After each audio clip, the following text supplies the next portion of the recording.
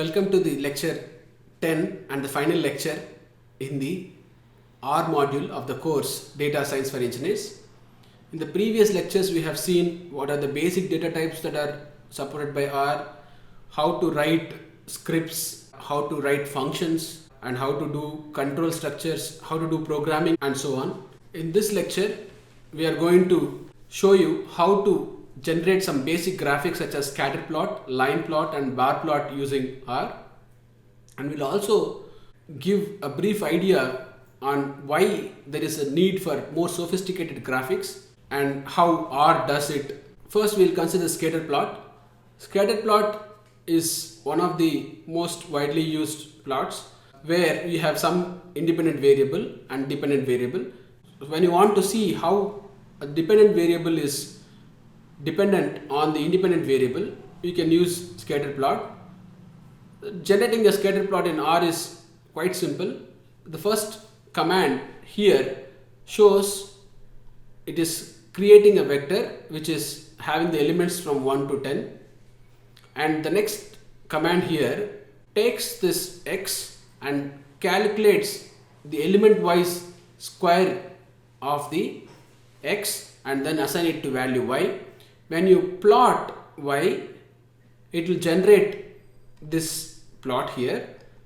Since we haven't specified what is x, which is independent variable, R generates its own independent variable as the index. Since this vector contains 10 elements, it will create the index based on the number of elements in the vector, and then the y values, which are the squares of elements 1 to 10, that are 1, 4, 9 and so on, are shown in the y-axis, and 10 square is 100. We have the final value here on the y-axis as 100. Let us illustrate this scatter plot using some inbuilt data set that is available in R.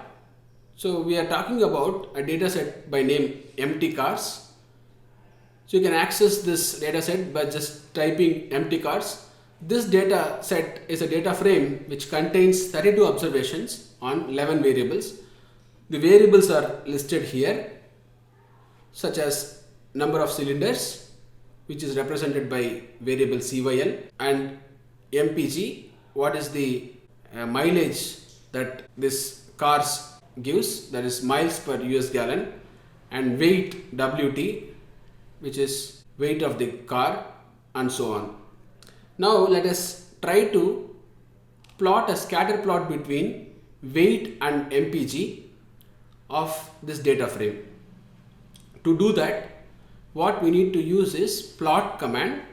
This is your independent variable car weight.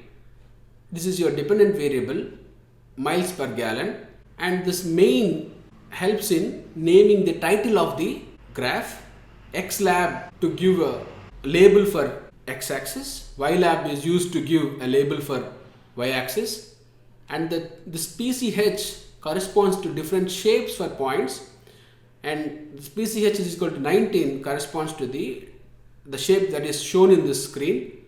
You can use different PCH values to obtain different shapes for the points in a scatter plot. Next we move to line plot.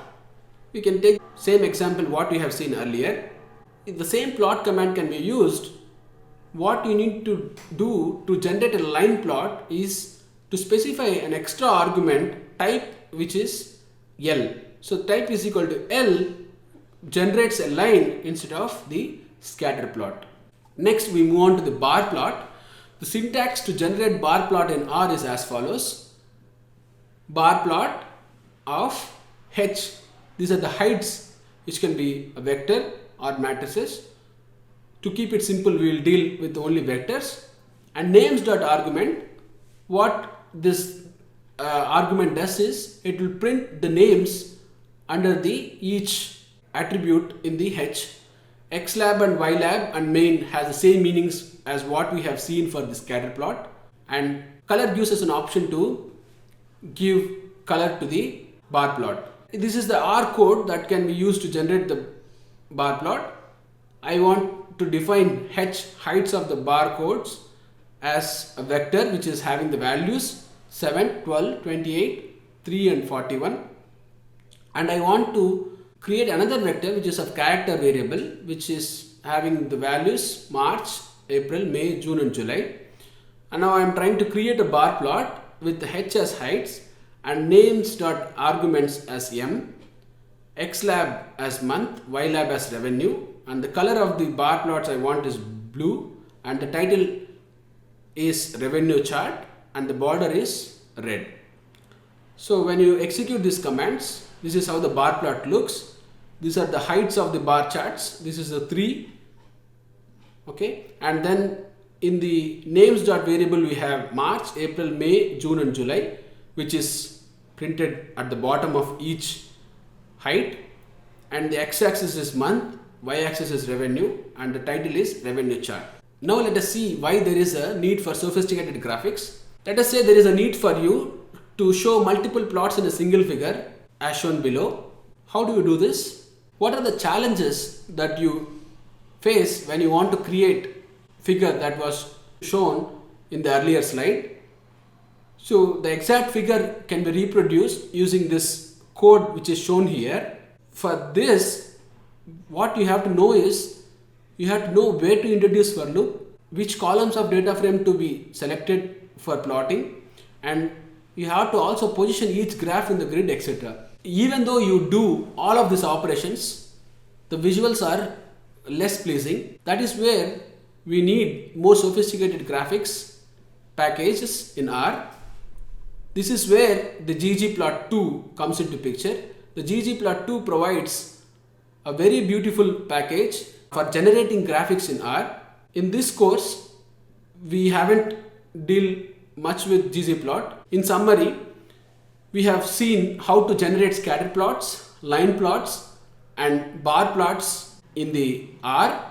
We have also seen the challenges and disadvantages of basic graphics and the need for using the advanced packages such as ggplot2 for generating beautiful graphics in R. With this, we end the R module for this course. Wish you all the best for the next modules in this course. Thank you.